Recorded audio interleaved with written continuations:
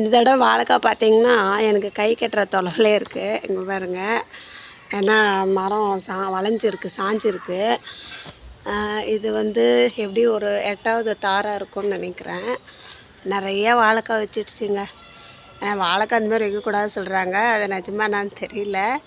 எனக்கு வாழைக்காய் வந்து வச்சதுலேருந்து நிறைய வச்சுருக்கேன். எங்கள் அப்பா வச்சார், கைராசி பரவாயில்ல. நிறைய வாழைக்காய் வந்துகிட்டே இருக்குது அடுத்தடுத்து. நானும் நிறையா கன்று பாருங்கள், குட்டி குட்டி வாழைக்கண்ணுங்களாம் வந்துகிட்டே தான் இருக்குது.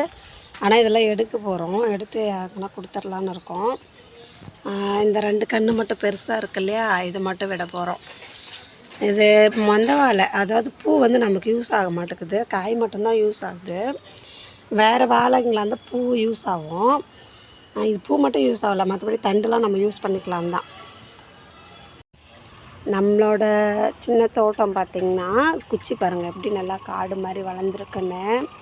இதில் குச்சி செடியும் பப்பாளி செடியும் அடையாளமே தெரியல, ஏன்னா பப்பாளி இலை பாருங்கள், குச்சி நிறையா இருக்கா, அதில் பப்பாளி வந்து மறைச்சிக்கிச்சு, குச்சி வந்து பப்பாளி மறைச்சிக்கிச்சு. இப்போ தான் பூ குட்டி குட்டியாக பாருங்கள் பூ வைக்குது, தெரியுதுங்களா? இது அதுவே வந்தது, எப்படி காய் வரும்னு தெரியல. அடுத்து பார்த்திங்கன்னா இந்த இலைக்கு மரம், இது வந்து நல்லா கொஞ்சம் பெருசாகிடுச்சு. 2 மரமும் அதுவும் இல்லை. இந்த குச்சி பாருங்கள், வாழை மரம் ஹைட்டுக்கு போயிருக்குங்க, தெரியுதுங்களா? எங்கள் வீட்டு ஹைட்டுக்கே போயிருக்கு, அவ்வளோ ஹைட்டு வருது இந்த குச்சி செடி. வாழை மரத்தை எல்லாம் உள்ளே போட்டு மூடிக்கிச்சு, காடு மாதிரி நல்லா வளர்ந்துருக்கு. இந்த இது மாங்காவும் நாங்கள் வளர்க்கவே அதுவே வளர்ந்தது, தானாக வளர்ந்தது தான். இது பார்த்திங்கன்னா மழை வந்தால் மட்டும் அந்த புதுசாக துளிர் வருது, கொஞ்சம் ஹைட்டு வருது, அதுக்கப்புறம் வரவே மாட்டேங்குது. என்னன்னு தெரியல, என்ன மாங்கான்னு தெரியல, காய் வைக்குமான்னு தெரியல. சரி வரட்டும், சரி வந்துடுச்சு, எதுக்கு எடுத்து போடணும், கொஞ்சம் வளர்ந்ததுக்கப்புறம் பார்த்துட்டு அதுக்கப்புறம் எடுத்துக்கலான்னு சொல்லிட்டு விட்டுருக்கோம், காய் வைக்குமா இல்லையான்னு. நிறைய பேர் சொல்கிறாங்க ஒட்டு வைக்கிற செடிங்க தான் நல்லா காய் வைக்கும் அப்படின்னு. தானாக வளர்றது காய் வைக்குமா என்னன்னு தெரில, உங்களுக்கு தெரிஞ்சால் கமெண்ட் பண்ணுங்கள்.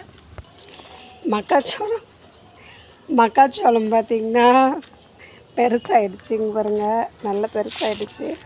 இது எப்போ அறுவடை பண்ணணும்னு தெரியல, நல்லா மஞ்சள் கலரில் ஆனதுக்கப்புறம் அறுவடை பண்ணணுமா, இதெல்லாம் கலர் மாறும் இல்லையா, அப்போ அறுவடை பண்ணணுமா இல்லை பச்சையாவான்னு தெரியல. இன்னொன்று வந்து கொஞ்சம் சின்னதாக இருக்குது, தெரியுங்களா? இது கொஞ்சம் சின்னதாக இருக்குது, இதுதான் நல்லா பெருசாக இருக்குது. அதோட முடியை பாருங்கள், பாப்பா ஜடை போட்டுட்ருக்கு. 2 தாங்க, 2 கதிர் தான் வச்சுது, இந்த ஒரு செடிக்கே 2 கதிர் தான் வச்சுது. இப்போ எதுக்காக வீடியோ முக்கியமாக போட்டேன்னா, இது பாருங்கள், புதுசாக இப்போ மழை சீசன் வந்தாலே செடிங்களுக்கு பூச்சி தாங்க, எப்படி ஆயிடுச்சு பாருங்கள். கத்திரிக்காய் செடி அந்த பூச்சி எப்படி இருக்குன்னா கம்பளி பூச்சி மாதிரி தான் பாருங்களேன். இது உள்ளே போய் பூச்சி வந்து கூடு மாதிரி அப்படியே இலையை சுருக்கிக்குது, அப்படியே அந்த இலையை ஃபுல்லாக சாப்பிட்றது. நல்லா காய் வைக்கிற டைமில் அங்கே பாருங்கள், இந்த செடியை இந்த மாதிரி சுருங்கிடுச்சுன்னா காயே வைக்காது. அதுக்கப்புறம் இதுக்கு என்ன மருந்து போடணும்னு தெரியல, தெரிஞ்சால் கமெண்ட் பண்ணுங்கள். கத்திரிக்காய் பாருங்கள், ஃபுல்லாக கத்திரிக்காய் செடி தான் இருக்குது, எவ்வளோ கத்திரிக்காய் செடி இருக்குது. ஆனால் நிறைய பாருங்கள், இலையெல்லாம் பாருங்களேன் எவ்வளோ பூச்சி அரிச்சிருக்குன்னு. கத்திரிக்காய் செடி ஃபுல்லாகவே காய் வைக்கிற டைமில் இந்த மாதிரி பூச்சி அரிச்சிச்சுங்க. அது எனக்கு என்ன மருந்து போடலான்னு தெரியல. நான் என்ன நினைக்கிறேன், வேப்பிலையை அரைச்சி தளிச்சு விட்டுடலாமான்னு பார்க்குறேன், அதுக்கு போகுமான்னு தெரியல. வேறு என்ன மருந்து அடிக்கிறதுன்னு தெரியல. ஏன்னா நிறைய பூ வச்சு காய் வைக்கிற டைமில் இது மாதிரி ஆனால் கஷ்டமாக இருக்குது. உங்களுக்கு ஏதாவது தெரிஞ்சால் கமெண்ட் பண்ணுங்கள். மிளகாயும் பார்த்திங்கன்னா எல்லாமே பழுத்துருச்சு, எல்லா மிளகாயும் பாருங்கள், செடி ஃபுல்லாக ரெட் கலராக தான் இருக்குது. இப்போ தான் ஃபஸ்ட் டைம் நான் வச்ச மிளகாய் செடியில், அதுக்கு முன்னாடி நிறைய வச்சுருக்கேன், கத்திரிக்காயோட மிளகாய் செடி நிறைய வச்சுருக்கோம், அப்போல்லாம் பழுக்கலை. இப்போ வந்து மிளகாய் நிறைய பழுத்துருக்கு. இதில் 2 வெரைட்டி இருக்குது, இங்கே பாருங்கள். இது பார்த்திங்கன்னா இப்படி கீழே வளைஞ்சிருக்கு, காயெலாம் தொங்கியிருக்கு காயெலாம். இது பார்த்திங்கன்னா நிமிர்ந்துருக்கு காயெலாம். இது ஒரு வெரைட்டி, ஆனால் இது நல்லா காரமாக இருக்கும். இது சைஸ் பார்த்திங்கன்னா ரொம்ப குட்டியாக இருக்குது. இந்த மிளகாய் பார்த்திங்கன்னா நல்லா நீளமாக இருக்குது. இந்த தடவை தான் செடியில் எல்லா செடியிலுமே மிளகாய் எவ்வளோ காய் வச்சுருக்கு பாருங்கள், எல்லா செடியும் நல்லா மிளகா வந்திருக்கு பார்த்தீங்களா, சூப்பராக இருக்குது. நிறைய மிளகா வச்சுருக்கு. இந்த தடவை தான் செடி ஃபுல்லாக மிளகா பிடிச்சிருக்குங்க. அது மிளகா வைக்கும்போது நம்ம யூஸ் பண்ணுறதில்ல. இன்னொன்று செம்பருத்தி செடி நல்லா அழகாக துளுத்துருக்கு. எப்போ பூ வைக்கும், இது என்ன பூன்னு தெரியல. எங்கள் அப்பா வச்சுட்டு வந்துடும், நான் வச்சுட்டு வந்து வச்சது கட்டையான்னு தெரில. ஆனால் செடி நான் தான் வச்சேன், அது மட்டும் சொல்லுவேன். பூ வைக்கட்டும். இது செம்பருத்தி பூ பார்க்க ரொம்ப ஆசையாக இருக்குது எனக்கு. மணத்தக்காளி கீரை அன்றைக்கி பறித்தேன், நிறையா வந்துடுச்சு. இங்கே பாருங்கள், துளசி செடி நிறைய வந்துக்கிட்டே இருக்கும், துளசியும் அந்த மணத்தக்காளி கீரையும். இது சாமந்தி செடி நல்லா பற்றிக்கிச்சு. இப்போ மழை வந்திருக்குங்க, அதால் பாருங்கள். இது வந்து பரவாயில்ல, நாங்கள் தான் எடுத்துகிட்டு வந்து வச்சோம். நெல்லிக்காய் நல்லாவே ஓரளவுக்கு ஹைட்டாக வந்துடுச்சு. மஞ்சள் செடி பாருங்கள், 3ஆவது இலை விட ஆரம்பிச்சிருச்சு. மஞ்சள், மணத்தக்காளி கீரை நிறையா. அதுக்கப்புறம் கருவேப்பிலை செடியும் நிறையா பாருங்கள், குட்டி குட்டியாக இருக்குது. இது ஃபுல்லாக துளசி, மணத்தக்காளி கீரை, இதுதான். இது மணத்தக்காளி கீரை மட்டும் இல்லை, தக்காளி செடி ஒன்று வந்திருக்கு பாருங்கள். இதில் நிறைய கீரை பாருங்கள், புண்ணாக்கு கீரை வந்திருக்கு. அப்புறம் சாட்டான்னு இருக்கும், நிறைய கீரைங்க இருக்குது. அது எனக்கு பேர் தெரியாத கீரைங்க கூட நிறையா இருக்குது. அவ்வளோ கீரை இருக்குது, பார்க்கல. இப்போ மழைக்கு வந்து நல்லா வரும், ஒரு வாரம் போனோமா இந்த எல்லா கீரையும் பறிச்சுக்கலாம் நம்ம. இந்த குப்பைக்கீரை பார்த்திங்கன்னா நான் விதைக்காக விட்டுருக்கேன். ஏன்னா இந்த விதை நல்லா காஞ்சதுக்கப்புறம் நம்ம நல்லா இந்த மாதிரி துளுத்து விட்டோம்னா பாருங்கள், ஐயோ பூச்சி, இது உள்ள விதை இருக்கும், அது தெரியுதுங்களா, கருப்பா, இதுதான் விதை.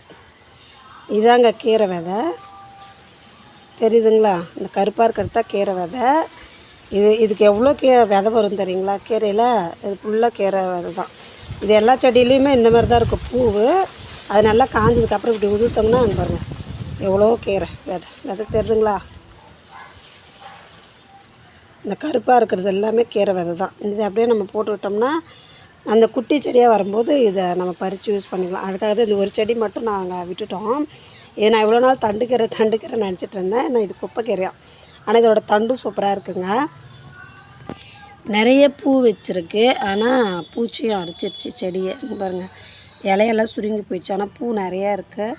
மிளகாய் பார்த்திங்கன்னா 1 2 தான், இதே சைஸ் தான் மிளகாய். எவ்வளோ குட்டியாக இருக்குது, நிறைய மிளகாய் வச்சுருக்கு. இதில் எவ்வளோ பெரிய செடியாக இருக்குது, சும்மா 1 மிளகாய் 2 மிளகாய் தான் இருக்குது. அது நம்ம பூச்சரிக்காமல் பார்த்துக்கணும் போல், அது நமக்கு தெரியல என்ன போடணும் அப்படின்னு சொல்லிட்டு. மழை டைம் ஆனாலே பூச்சிங்க வரதான் செய்யுது. மல்லியும் இப்போ செகண்ட் டைம் பூ வைக்குது பாருங்கள், எல்லாம் மொட்டு விட ஆரம்பிச்சிருக்கு. துளிர் வளர மொட்டு விட ஆரம்பிச்சிருக்கு மல்லியும். கருவேப்பிலை செடி. அவ்வளோதான் ஃப்ரெண்ட்ஸ், நம்மளோட சின்ன தோட்டம் எப்படி இருக்குன்னு சொல்லி கமெண்ட் பண்ணுங்கள். மக்காச்சோளம் தான் புதுசாக வந்திருக்கு. நான் வந்து சுண்டைக்காரோடு பண்ணும்போது வீடியோ போடலான்னு நினச்சேன். அது பார்த்திங்கன்னா வீட்டில் எல்லாமே பறிச்சிட்டாங்க, நானே இது வரைக்கும் ஒன்றும் சாப்பிடல. நெக்ஸ்ட் டைம் வந்துச்சுன்னா அந்த வீடியோ போடுறேன் ஃப்ரெண்ட்ஸ். நம்ம சேனல் உங்களுக்கு பிடிச்சிருந்தா சப்போர்ட் பண்ணுங்கள் ஃப்ரெண்ட்ஸ், சப்ஸ்கிரைப் பண்ணுங்கள். ஏதாவது டவுட்னால் கமெண்ட் பண்ணுங்கள்.